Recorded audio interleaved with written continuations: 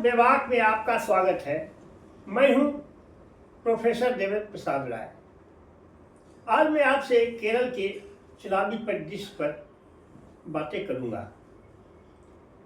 आपको तो ज्ञात ही है, केरल में एक चरण में ही चुनाव है। केरल में एक चरण में ही चुनाव सब दिन से होते आए हैं। बहुत चरण में तो चुनाव वहां कराया जाता है जहां हिंसा की आशंका होती है, लेकिन केरल तो इतना एजुकेटेड, वहाँ 100% लिटरेसी है, वहाँ के लोग इतने कल्चर्ड हैं, वहाँ हिंसा की इलेक्शन में कोई हिंसा की परंपरा नहीं रही है।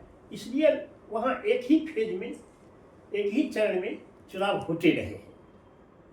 और दूसरी एक बात जो केरल में नहीं हुआ था, उसकी ओर मैं इंगित करना चाहता हूँ कि देखिए, मैंने कितनी बार कहा है कि वामपंथियों में पार्टी के प्रति जो डिवोशन होता है वह आरएसएस के लोगों से भी ज़्यादा हुआ करता है। वह अपने पार्टी के प्रति कट्टरता, ज़्यादा कट्टर समर्थक हुआ करते हैं। लेकिन इस बार केरल में बहुत बड़े पैमाने पर तो नहीं कहेंगे, लेकिन करीब 6 एमएलए, सिटिंग एमएलए, 4 सीपीएम के और 2 सीपीआई के ने अपना पाला बदल लिया है।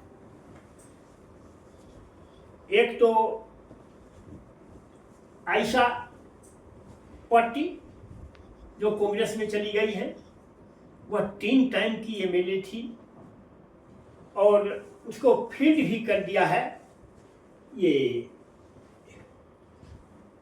कांग्रेस ने। दूसरा जी सुधाकरन, उनकी उम्र बहुत हो गई थी, 75 साल के हो गए हैं, और बीजेपी सीपीएम ने यह रिजॉल्व किया कि 75 से अधिक के उम्र के लोगों को टिकट नहीं देंगे। अब राजनीति से उनके संन्यास की उम्र हो जाती है। पार्टी में वह काम करें, लेकिन एमएलए एमपी का टिकट उनको नहीं देंगे। तो वह इंडिपेंडेंट खड़ा होने के लिए ताल ठोकने लगे। दूसरे एस राजेंद्रन, वह भी 2006 से 2016 तक, बल्कि कहिए 2021 तक, 15 साल तक, दशकों तक पार्टी के एमएलए रहे। बहुत दिनों तक पार्टी के अंदर काम भी किए, ऑर्गेनाइजेशन में काम किए। वह भी अपना पाला बदल लिए हैं। चौथा एक पीके शशि ओट्टापालम से के एमएलए थे। ये उन पर अब देखिए कांग्रेस की दोहरी नीति। उन पर कांग्रेसी लोग यह आरोप लगाते थे कि वह सेक्सुअल हैरेसमेंट में दोषी पाए गए हैं। उसको कांग्रेस ने अपने पार्टी में तो नहीं लिया है, लेकिन जी सुधाकरन और पी शशि के सीट पर कोई कैंडिडेट नहीं दिया है, कोई कैंडिडेट खड़ा नहीं किया है, और उसी को सपोर्ट करेगा। तो जो कांग्रेस पार्टी भाजपा को कहती थी कि वॉशिंग मशीन रखे हुए है, वही वॉशिंग मशीन तो कांग्रेस भी रखे हुए है। जो पी शशि पर आरोप लगाती थी, उसी पी शशि का प्रचार करेगी। यह कैसा दोहरा नीति है।